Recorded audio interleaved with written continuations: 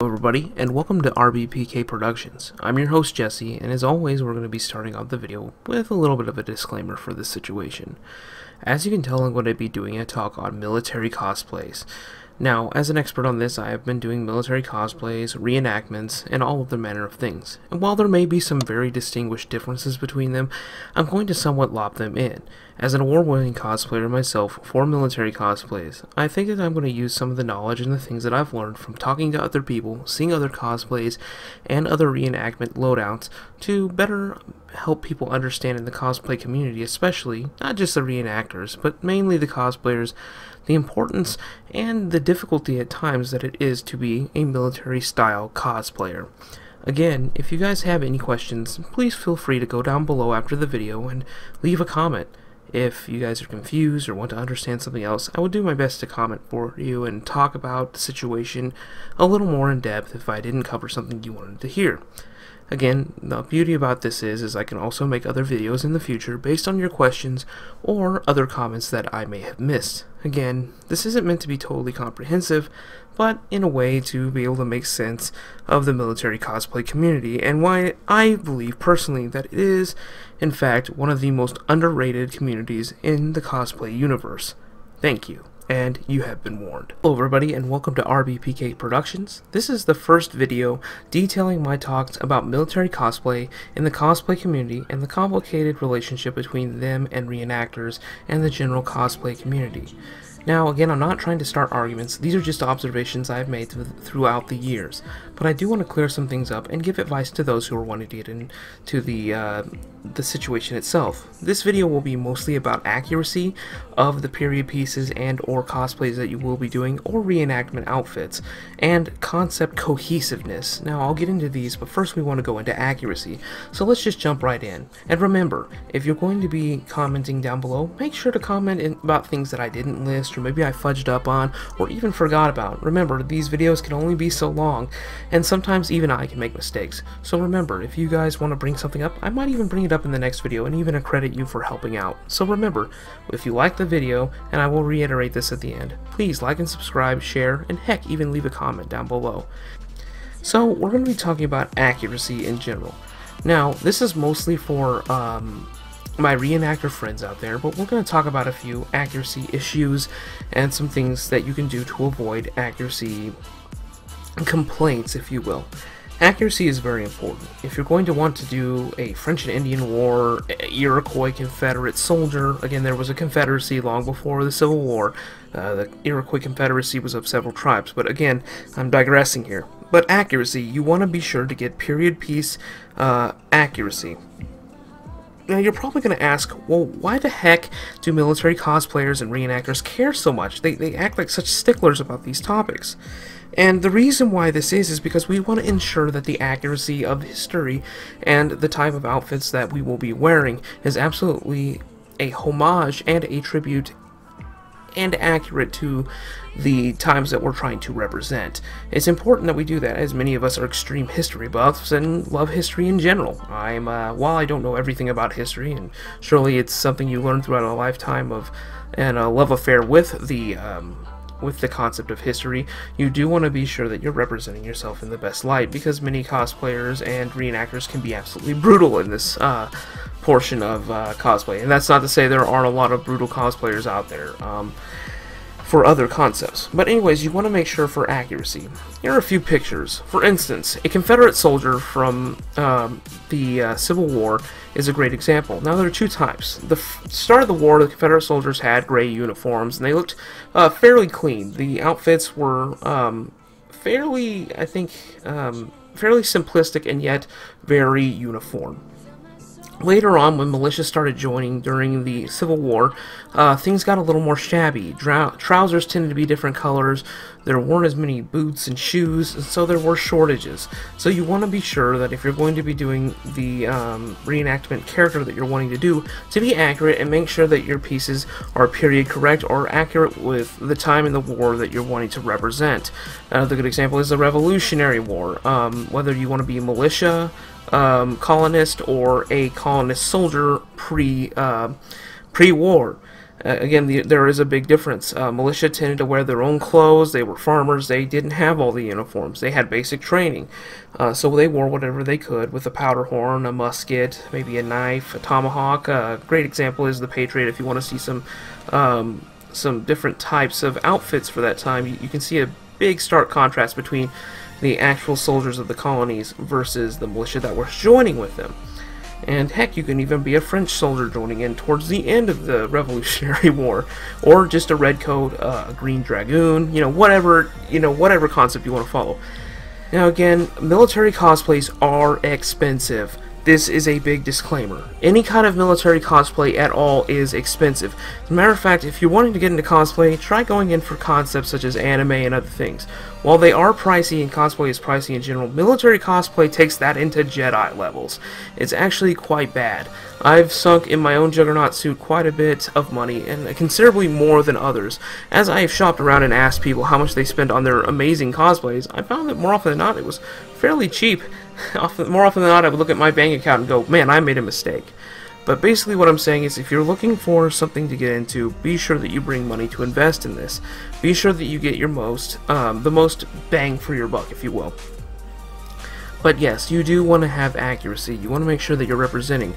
Now, you can do concept pieces, which is what I'm going to segue into next. For instance, if you wanted to do a concept of, it's not necessarily a real thing, but a concept of the Assassin's Creed universe, you want to be an assassin during the Civil War. Make sure you look, depending on which side you want to fight for to represent your assassin, make sure you look at period correct clothes. Not all of them have hoods and all this stuff, so you want to be sure to keep it. If you're going to be a Confederate assassin, what form are you going to be? Are you going to be a militia basic nobody, or are you going to be a part of the actual Confederate government? These are things you want to consider because, again, during the Civil War, the Confederacy was losing a lot of money, and so even the most savvy people were still dressing fairly shabby in the military field.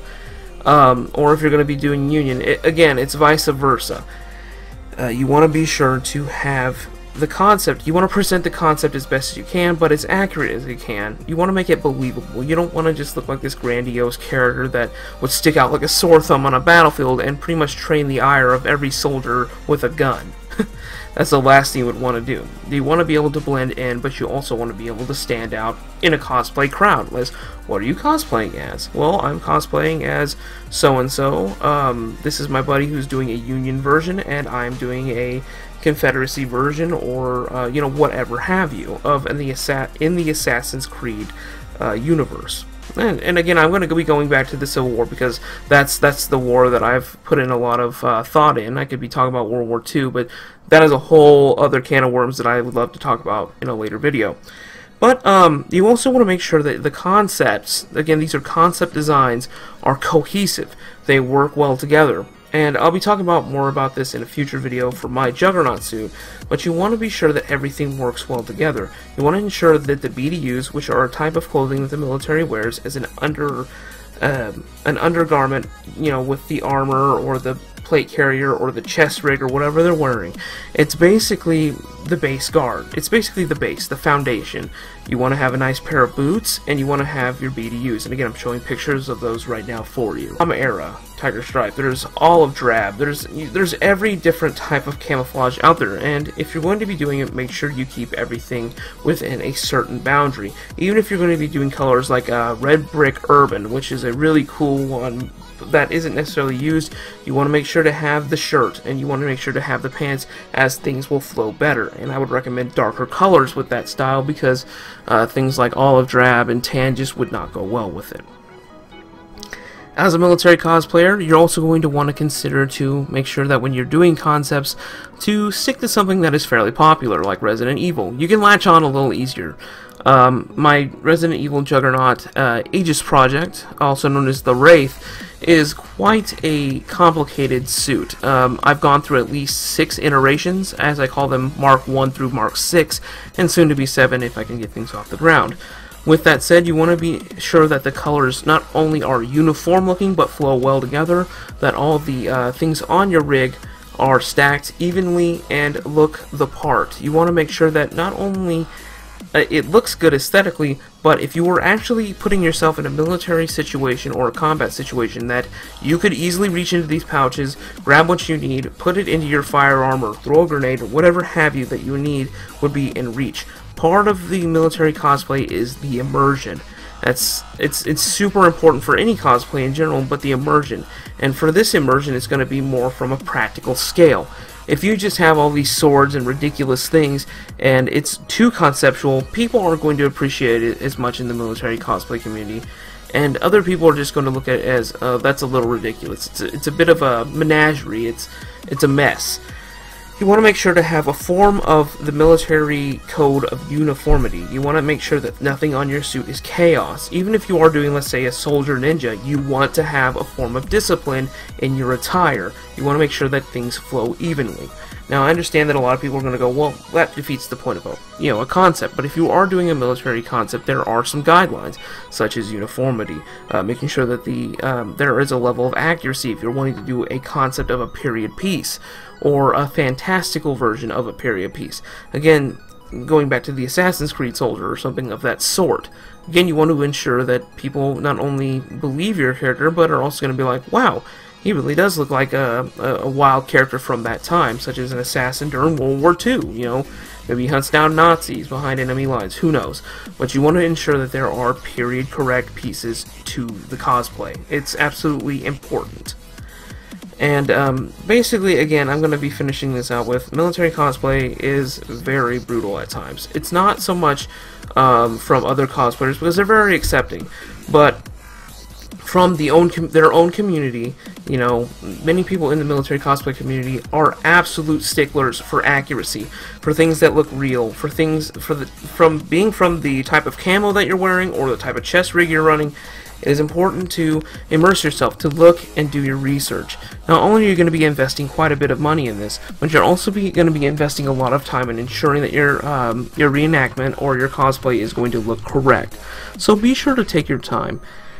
Finally, some final comments. Again, if I missed anything, feel free to mention it. Maybe I just didn't talk enough about it, but mention it. Talk about it down below. The point of these videos is to start a conversation.